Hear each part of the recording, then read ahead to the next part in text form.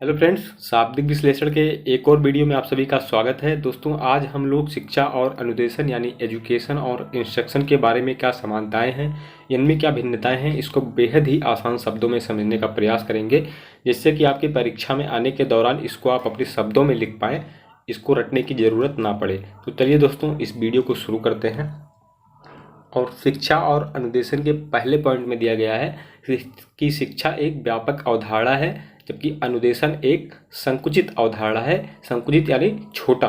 ठीक है, तो इसको हम एक चित्र के माध्यम से समझने का प्रयास करेंगे कि शिक्षा जो बड़े वाले सर्कल में दिखाया गया है वो आपका शिक्षा है, जबकि अनुदेशन आपका छोटे वाले सर्कल को शो कर रहा है। इसमें दिखाया गया है कि शिक्षा के अंतर्गत ही कहीं पर जो है अनुदेशन आता है। ठीक है, यानी कि अनुदेशन भी शिक्षा का ही रूप है, लेकिन किन्हीं कारणों से अनुदेशन शिक्षा से भिन्न है, उसको हम आगे पॉइंट्स में समझने का प्रयास करेंगे। तो आइए हम अपना अगला पॉइंट देखते हैं। हमारा अगला पॉइंट है शिक्षा जीवन पर्यंत चलती है और जीवन के साथ समाप्त होती है। यानी कि जब से हम पैदा होते हैं तब से ही हम कुछ ना कुछ सीखना स्टार्ट कर देते हैं। ठीक है, अपनी मूल प्रवृत्तियों का विकास होता है। बच्चों में रोना या कूदना, या बच्चा भूख लगता है तो कैसे रिएक्ट करेगा, आदि चीज़ें हम सीखना शुरू कर देते हैं और हमेशा जीवन पर्यंत सीखते रहते हैं। अगर आप इस पर एक बार विचार करेंगे तो आपको लगेगा कि हाँ, वास्तव में हम कुछ ना कुछ सीखते ही रहते हैं। अब अनुदेशन की बात करें, जैसा कि इसके इंग्लिश वर्ड से यह पता चलता है कि इंस्ट्रक्शन, यानी कोई हमको इंस्ट्रक्ट कर रहा है, कोई हमको इंस्ट्रक्शन दे रहा है। तो जाहिर सी बात है, यहाँ पर पॉइंट दिया गया है कि अनुदेशन तभी चलता है जब शिक्षक जो है कक्षा में पढ़ा रहा होता है या कक्षा में ही समाप्त हो जाता है। हालांकि यह भी शिक्षा के अंतर्गत ही काउंट होगा, लेकिन क्योंकि हम इसको एक विशेष जगह पर जाकर किसी विशेष आदमी से, किसी विशेष व्यक्ति से सीख रहे होते हैं या वो हमको इंस्ट्रक्ट कर रहा होता है, इसलिए यह जो है अनुदेशन के अंतर्गत काउंट होगा। आगे भी कुछ ऐसे पॉइंट दिए गए हैं जिनको हम समझने के बाद अब भी हमारा डाउट जो है पूरी तरह से क्लियर हो जाएगा। चलिए हम अपने अगले पॉइंट की तरफ बढ़ते हैं।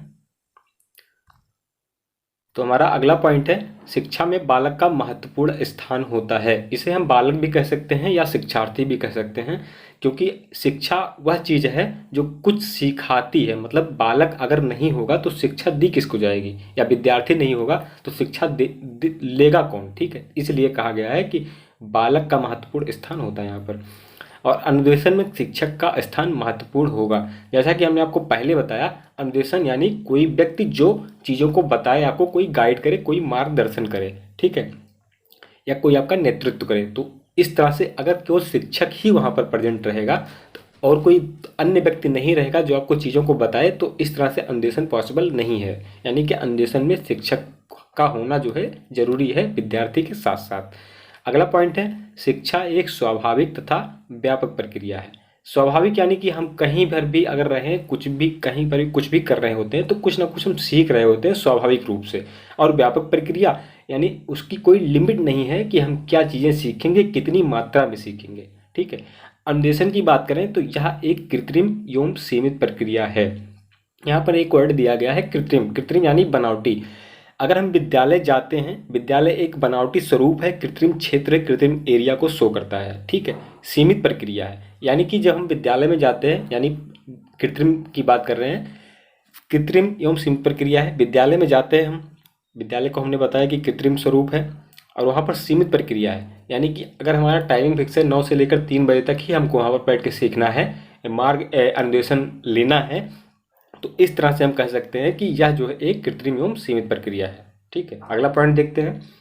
हमारा अगला पॉइंट है शिक्षा का क्षेत्र जो है व्यापक है। बिल्कुल, पिछले पॉइंट में दिया गया था कि शिक्षा का क्षेत्र व्यापक है, और इसमें इस तरह से व्यापक है कि हमारा जो है इसमें फिक्स नहीं रहता कि हम कितनी मात्रा में क्या चीज़ें सीखेंगे। ठीक है, किस वातावरण में सीखेंगे। कहीं रिलेशन में गए हैं वहाँ पर कुछ सीख लिया, या कहीं पर हम टहलने घूमने गए हैं वहाँ पर कुछ सीख लिया, या घर पर ही बैठे हैं तभी कुछ ना कुछ सीख लिया।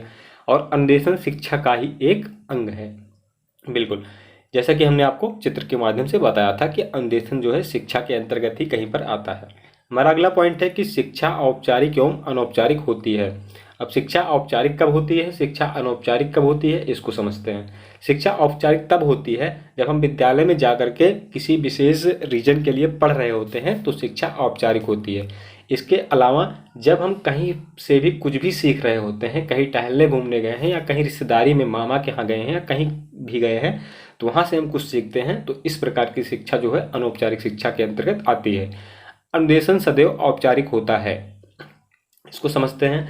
क्योंकि अनुदेशन हमको विद्यालय में ही लेना होता है किसी शिक्षक के माध्यम से। तो जाहिर सी बात है शिक्षक इसीलिए हायर होते हैं ताकि वो हमको ताकि वो हमको इंस्ट्रक्शन दे सकें।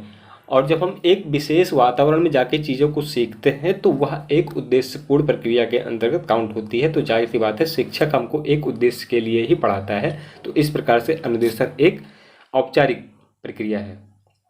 हमारा अगला पॉइंट है कि शिक्षा का संबंध व्यक्तित्व के सर्वांगीण विकास से होता है। बिल्कुल।